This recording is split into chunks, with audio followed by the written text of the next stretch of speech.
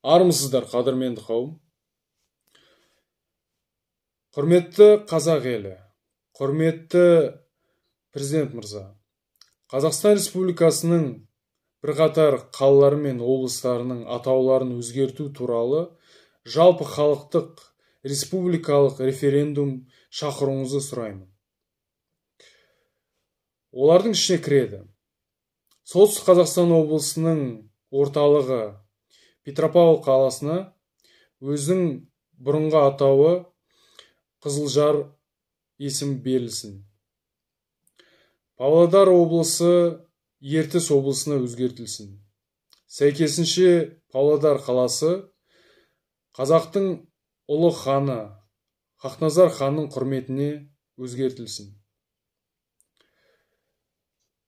Ақмола облысындағы Щучинск қаласына Абылай ханның есімі берілсін. Және Қостанай облысының Рудный қаласына Дінмұхамед Қонаев атамыздың құрметіне атауы берілсін. Көргендеріңізге алғыстымын. Сау болыңыздар.